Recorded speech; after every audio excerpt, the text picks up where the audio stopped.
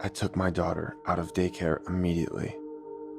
I couldn't allow her to keep going to that daycare until I found out what was going on. And even then, I still doubted I'd ever let her go back. My boss, being a single parent herself, allowed me a week of work from home so I could watch my daughter and find another daycare center. She wouldn't stop singing that song though. Every morning, before I even went into her room to wake her up, I could hear her singing it. And at night, after I put her to bed and I thought she was asleep, I could still hear that song coming from her room. It played back over and over again, in my dreams and in my head. I found it hard to focus on my job and on the search for the new daycare center. So when she finally stopped singing, and it was finally out of my head, my relief was immeasurable. Silence filled the house, and for several minutes, I couldn't imagine anything more peaceful. It was as if a weight had been lifted off my shoulders for the first time in days, and I could finally suck in a full breath of air. When the silence broke, however, my stomach knotted even tighter. A feral, terrified scream tore through the house like a freight train. I'd never heard anything like it. It was a growling, screeching sound, and immediately my mind leapt back into the verses of the song. We eat their teeth. We eat their bones. I leapt from my desk and followed the noise instantly. It stopped before I entered my daughter's room, which is where I was led. And in that split second, my heart also stopped. The suddenness by which the sound ceased was almost as unsettling as the sound itself. When I stepped in, I didn't see anything at first, not even my daughter. Then I found her crouched in the corner, with her back to me. She looked like she was busy with something, and I could hear a strange sound that even now I can't describe. I rushed towards her and picked her up, and my hands felt a sticky wetness on her clothes. It was warm and thick. It reminded me of Caro syrup. I turned her around and saw what I was touching was the blood that covered the front of her shirt, and I immediately panicked. I didn't think of anything else other than to find out where she was bleeding. I carried her to the bathroom and ripped her shirt off and scrubbed quickly with a washcloth to find the cut. I found a few scratches on her arms and scrubbed harder, looking for the source of all this blood. But I found nothing else. In my panic to clean her up, I hadn't noticed until that moment that she wasn't crying, or even making a sound at all. I looked up to her face, and aside from the blood that was smeared across her chin, she looked completely fine.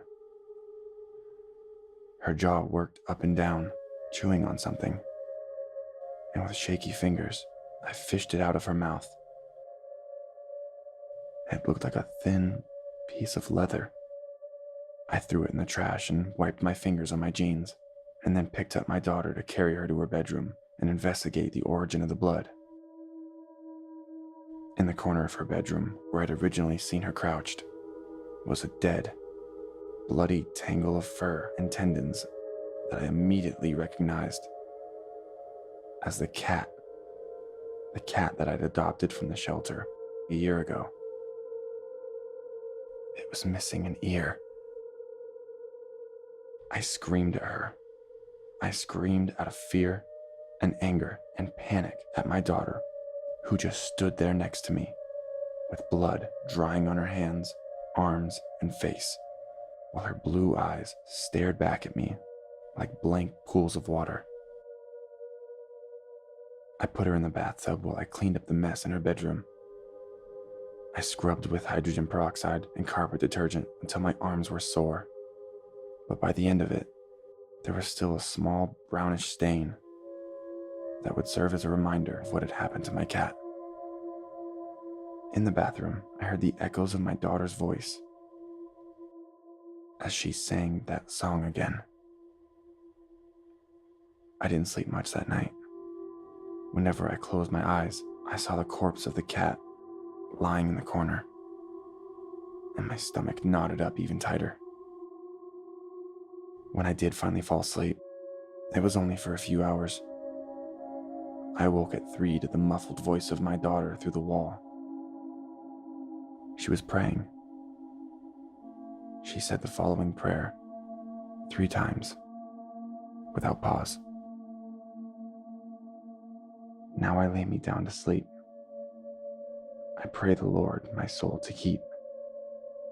And when I die before I wake, I pray the Lord my soul to take. We'll play and sing among the dead, and he shall feed us blood and bread. I'll do his work until sunrise and love him forever, the Prince of all lies. When she was done, she said amen, and I heard her crawl back into bed. She got intermittent sleep after that, but not much. Just like the song, that prayer was stuck in my head, and it made me sick. The next morning, I found her sleeping deeply in bed, covered in a pool of her own urine. She hadn't wet the bed at all since I started her in that daycare. And even before that, I thought we'd overcome that particular hurdle. But when I stepped into her room, the sickly sweet scent of urine and ammonia mixed with the rotten stench of feces filled the room and made my eyes water. I found that she'd not only wet the bed, but she'd also had diarrhea as well. I gagged and then picked her up and carried her away, half asleep still, to the shower. As I cleaned her and she became more conscious, she looked at me with her tired eyes. She didn't look like she'd slept much at all. And when she woke, her voice was dry and hoarse, but more sincere than anything she'd said over the past few days. You're going to burn